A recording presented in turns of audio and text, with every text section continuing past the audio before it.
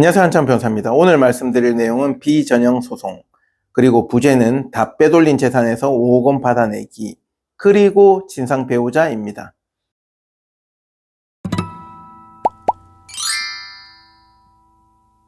오늘 말씀드릴 사례는 어떤 사례냐면, 저희 의뢰인께서 기존에는 우리나라에서 매우 유명한 이혼 변호사를 선임을 해가지고 이혼 조정 신청을 하셨던 거예요. 근데 이제 조정 날짜도 잡혀 있는데 의뢰인께서 생각하시기에는 도대체 조정을 왜 신청했지? 이런 의문이 드는 거죠.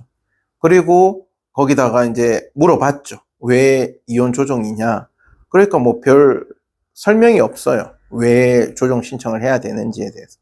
그리고 그냥 일단은 조정을 한번 해봅시다. 약간 이런 느낌인 거죠. 그런 상태에서 저한테 이제 문의를 주셨던 거예요. 근데 제가 그 의뢰인분의 상황을 들어봤더니 배우자가 상당한 자산이 있는데 이미 상황이 많이 저희 의뢰인한테 불리한 상황이에요. 무슨 뜻이냐면 배우자분의 수많은 재산들이 이미 다 빼돌려진 상태예요. 그래서 현재 상대 배우자에게 남아있는 재산이 거의 없는 거예요. 그러면 이걸 도대체 어떻게 해결해야 되는가의 문제죠. 그런데 갑자기 조정 신청을 한다고 해가지고 법원에서 잡아주는 협상 테이블에 상대방이 나왔다고 해서 상대방이 태도가 달라질 게 있냐는 거죠. 그렇기 때문에 이제 괜히 몇 개월의 시간만 허비되는 것이 아닌가. 제 생각도 같았어요. 그 조정 가봐야 무슨 의미가 있겠느냐. 아무 의미도 없다. 시간만 지금 버리고 있다. 그리고 상대방이 현재 재산을 다 빼돌리고 시간이 얼마 지체되지 않은 상태인데 지금 승부를 봐야 되겠다는 생각은 저는 했어요. 하지만은 이혼 변호사 입장에서도 이미 빼돌린 재산을 어떻게 하면 받아올지에 대해서 어떤 경우의 모든 경우 이건 소송이냐 조정이냐 협상 시도냐 이런 방식도 중요하지만 어떤 방식을 취하든 간에 그 본질적인 내용에서 상대방이 빼돌린 재산을 가지고 테이블로 돌아오게끔 하는 게 전략이잖아요. 근데 그것을 제가 나름대로 전략은 짤 수 있겠지만 결과 보장이 되겠습니까? 절대로 될 수 없죠. 그런데 이 의뢰인분께서도 충분히 그 상황을 이해하고 계셨어요. 그리고 저에 대해서 굉장한 신뢰를 주셨다. 그 말은 뭐냐면 변호사님하고 안 돼도 좋으니까 한번 해봅시다. 약간 이런 느낌이었어요. 그 의뢰인께서 그렇게 신뢰를 해주시니까 저 역시도 마찬가지로 최대한 제가 할 수 있는 모든 경우의 수와 방법과 노하우를 총동원해서 상대방을 협상 테이블로 끌어온 다음에 최대한 재산을 받아봅시다. 이렇게 됐던 거죠. 그래서 이제 의뢰인께서는 앞에 변호사를 사임시키고 저로 변호사를 변경했어요. 그리고 일단은 형식적으로는 제가 이제 소재기를 준비했어요. 왜 소재기느냐? 조정이냐 소송이냐가 중요한 게 아니고 상대방이 지금 재산을 빼돌렸는데 어떤 경우에도 이런 승부를 볼 때는 상대방이 나한테 유리한 조건을 제시했다. 내지는 그 유리한 조건을 제시했는데 철회했다. 내지는 유리한 조건을 제시했는데 그때 당시에 내가 모르고서 그 조건을 발로 차버렸다. 이런 상황에서는 상대방을 살살살 달래야 되죠. 그래서 그 과거의 조건이 다시 돌아오도록 해야 돼요. 하지만은 지금처럼 상대방이 이미 작정하고 재산을 다 빼돌려 버렸고 배째라 전략으로 나오고 있는데 거기다 대고 살살살 달래는 방식으로는 첫 번째 그거는 가능성이 저는 낮다고 봤습니다. 그리고 상대방의 성향을 보더라도 그랬어요. 그래서 저는 기선제압이 필요하다. 근데 이 의뢰인 분께서도 변호사님 우리 배우자가 매우 똑똑한 사람이고 치밀한 사람이고 그리고 사업도 크게 했기 때문에 능력도 좋고 또 매우 폭력적이고 위험한 성향까지 가지고 있다. 그래서 감당이 되시겠는가 이렇게 물어보죠. 근데 제가 소송을 하면서 대부분 그렇습니다. 상대방들이 우리 의뢰인께서 느끼시기에는 상대방 배우자가 다 그렇게 똑똑하고 치밀하고 이렇게 생각을 하지만 이건 어디까지나 프로냐 아마추어냐의 문제이기 때문에 그 배우자분이 프로 수준의 이혼 전문 변호사도 아니고 크게 걱정하실 필요가 없다. 여기는 이제 프로의 영역이기 때문에 이 이제 소송 과정이나 이런 과정에서는 차이가 많이 납니다. 그래서 별로 저는 괜찮다. 걱정하지 마시라 하고 시작을 했죠. 근데 역시나 좀 상대방이 그런 성향이셨어요. 처음에 이제 기선을 제압을 하는 과정에서 일단은 사건을 최대한 한 번에 풀어내야 되거든요. 그래야지 기가 잡힙니다. 이 소송을 끝까지 갔을 땐 자신한테 매우 불리한 결과가 나오겠구나를 느끼게 해줘야지만 협상 테이블로 오기 때문에 최대한 소송 과정에서 그렇게 풀었고, 두 번째는 근데 이미 빼돌린 재산이 있는데 소송만 잘한다고 소장만 열심히 쓴다고 해결은 안 되잖아요. 그러니까 형사 고소를 비롯해서 제가 할 수 있는 모든 조치들을 다 했어요. 그래서 초반에 집중 포격을 해서 기선을 제압을 합니다. 하지만은 아까 제가 말씀드렸잖아요. 상대방이 매우 똑똑하다, 치밀하다, 내지는 폭력적이다, 우리의 모든 진상의 요건을 다 갖추고 계셨기 때문에 상대방이 결국에는 이렇게 압박을 넣어놓고, 그러니까 처음에 제가 조정 신청을 반대한 건 조정 신청은 유하게 한번 협상 테이블로 와서 우리 한번 협의를 해봐요 이런 느낌이라면, 소송이라는 것은 소송하고 뭐 형사고소, 뭐 형사소송 이런 것들은 집중 포격을 해버리는 거예요. 해버리고 초토화시킨 다음에 협상의 테이블로 손을 한번 내밀어 보는 것이 잡는지 안 잡는지. 안 잡았다? 그러면 제2차 포격이 떨어지는 거고, 또 안 잡았다? 3차 포격. 그리고 소송의 판결로 가는 그런 구조인데, 자녀 문제도 있고 온갖 그 종합적인 문제에서 일단은 초반 포격을 하고 기선 제압을 해놓고 합의 시도를 합니다. 하지만 쉽지 않았어요. 왜냐하면 상대방이 아까 제가 말씀드렸잖아요. 모든 진상의 요건을 갖추고 있었다. 그 사건의 특징은 상대방 변호사님이 정말로 힘들어하셨어요. 자기 의뢰인이 진상이었잖아요. 그러니까 상대방 변호사님도 사실 저한테 뭐 하소연을 할 정도로 힘들어하셨다. 그래서 그런 과정에서 그 상대방 변호사님하고도 합의 시도도 했다가 또 몇 개월의 시간이 흘렀다가 또 한 번 2차 포격을 하고 다시 한 번 더 합의 시도를 했다가 또 시간이 몇 개월 흘렀다가 또 3차 포격을 하고 또 합의 시도를 했다가 해서 한 3차 정도 합의 시도에서 어느 정도 이제 합의에 대한 내용이 오고 가기 시작합니다. 변호사 대 변호사로서. 하지만 그 변호사님이 자기 의뢰인이 감당이 안 됐던 거예요.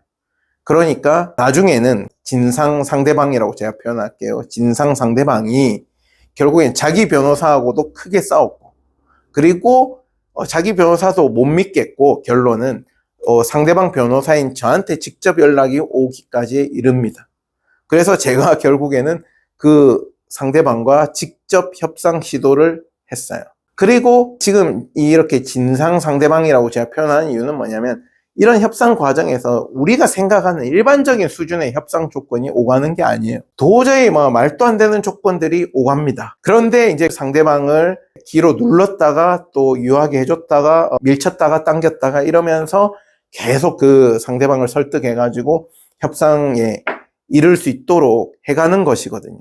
그래서 1차 협상도 제가 결렬시키고 2차 협상도 결렬시키고 했던 것이 사실은 기싸움이었어요. 그리고 3차 협상까지 와가지고 형사사건이든 이혼사건이든 거의 종국 단계에 왔을 때는 상대방도 조금 멘탈이 흔들렸고, 그때 제가 약간 유하게 하면서 협상 시도를 했어요.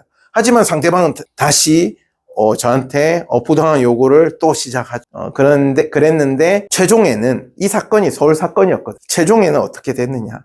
상대방이 직접 부산 사무소, 제 사무실까지 당사자 혼자 찾아온다 그랬어요. 뭐 자기 변호사도 필요 없다 뭐 이렇게 하면서 찾아온다 그랬어요. 그랬을 때 상대방 변호사님이 이랬어요. 저한테 전화가 와가지고 자기 사무실에서도 굉장히 힘들었으니까 최대한 이 사람이 가면 조금 조건을 맞춰달라 이렇게 요청을 했어요. 근데 제가 거기다 대해서 뭐라고 했냐면 굉장히 단호하게 우리는 합의를 안 봐도 된다. 자기가 버틸 수 있으면 한번 버텨봐라. 약간 이렇게 강경한 노선을 취했습니다. 왜냐면 잘 보세요. 그 진상 상대방은 자기 변호사도 못 믿어가지고, 그 변호사님 잘하셨거든, 자기 편에서. 근데도 자기 편도 못 믿어가지고 뻥 차버리고 결국에 자기가 직접 KTX를 타고 부산까지 오겠다 이랬단 말이에요. 저랑 단판을 짓기 위해서. 그런데 이미 잘 생각해 보세요. 자기가 KTX 타고 서울에서 부산까지 오면 누구 손해입니까? 협상이 결렬되면 빈손으로 다시 서울까지 올라가야 될 사람은 누구예요? 상대방이죠. 그렇기 때문에 저는 속으로는 거의 이건 이긴 싸움이다 생각하고 있었어요. 왜냐하면 상대방을 이 협상 테이블로 불렀기 때문에, 부산까지 제가 불렀기 때문에 훨씬 제가 유리한 상황이죠. 심리적으로. 그래서 오시라 해서 이제 대면을 하게 됩니다.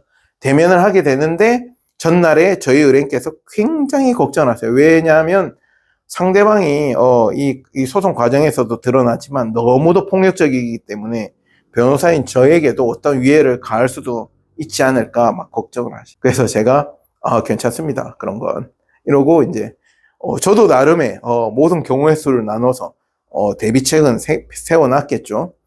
그리고 대면을 했습니다. 마지막 이제 이 합의문을 쓰느냐 마느냐로 대면을 하게 돼요. 그래서 여기서도 심지어 상대방은 귀싸움을 하는 거예요. 어떤 식으로 하셨냐면 저보다 나이가 많으셨거든. 근데 오셔가지고 막 또 말도 안 되는 조건을 막 요구하시면서 저한테 막 반말 하시면서 막 이렇게 하면서 뭐 이렇게 입소리 내시면서 막 이렇게 위협을 하시는 거예요. 근데 제가 거의 똑같이 해드렸지. 왜냐면 뭐 제가 나이가 어리기 때문에 반말을 서로 하면 누가 손해해요? 나이가 많으신 분이 손해지. 자기가 상대방 변호사한테 와가지고 막 반말하시니 제가 뭐 계속 존댓말 할 수도 없고, 그래서 저도 약간 반말을 섞어서 말씀드리면서 똑같이 이렇게 하면서 이제 기선제압을 했어.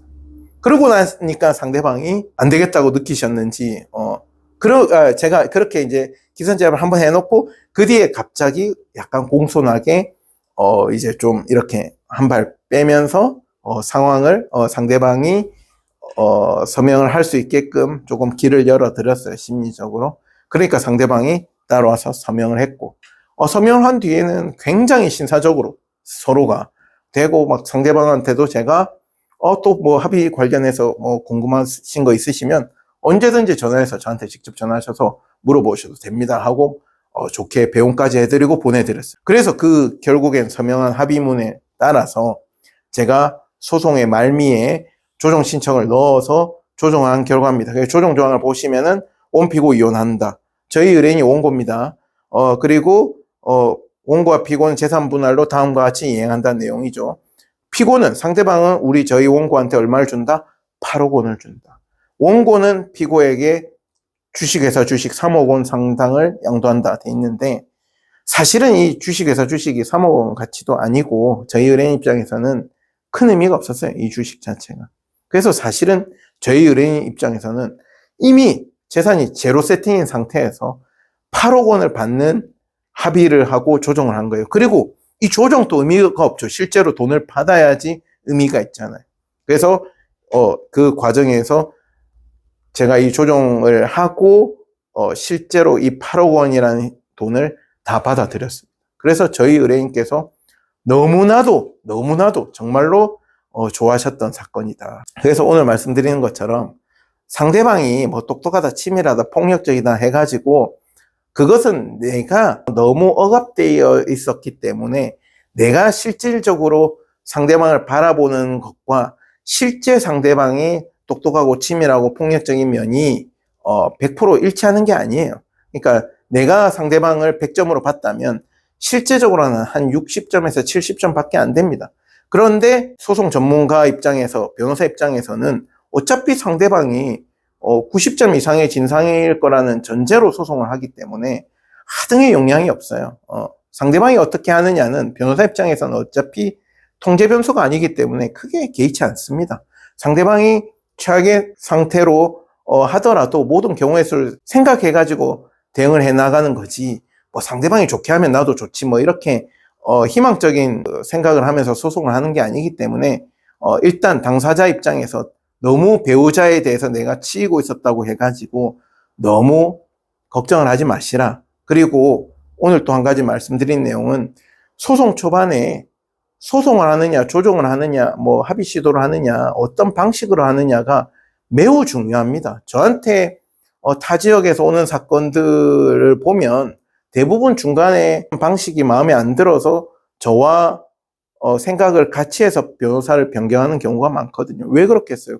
그렇다고 해가지고 뭐 제가 뛰어났기 때문에 제 얼굴을 보고 의뢰인분들이 멀리 부산까지 와가지고 선임하는 것이 아니고 대화를 해보고 내 사건에서 어떤 방식이 옳은가, 어떤 방식으로 하는 것이 합리적일까, 어떤 방식으로 하는 것이 가능성이 높은지를 생각을 하시기 때문에, 본인이 납득을 하기 때문에 나를 납득시켜준 변호사를 선택하는 것이지, 무작정 제 이름을 보고 제 얼굴을 보고 선임하시는 게 아니기 때문에 그렇습니다. 소송은 어떻게 풀어나가느냐가 제일 중요하고, 오늘 말씀드린 사례처럼 이미 빼돌린 재산은 전형적이지가 않잖아요. 어떻게 해야 될지, 형사고소를 하는 게 맞는지 아닌지, 이 개별 사건마다 너무나도 다른 판단을 할 수가 있다. 하지만 변호사와 당사자 간에, 의뢰인분 간에 굉장한 신뢰가 첫 번째 필요하고, 그 신뢰를 기반으로 서로 협의를 해가면서, 그죠? 변호사가 어떻게 생각하는지, 왜 이런 전략을 세우는지를 당사자분이 충분히 이해하고, 그렇게 해보면 가능성이 있겠다고 본인이 납득을 하셨을 때 변호사와 함께 이렇게 비전형적인 소송을 풀어나가실 수가 있고, 참 이 사건은 의뢰인 간의 합이 굉장히 잘 맞고, 또 흐름에서 또 운도 상당히 작용을 해서 좋은 결과로 이어졌던 사건입니다. 오늘은 여기까지입니다. 감사합니다.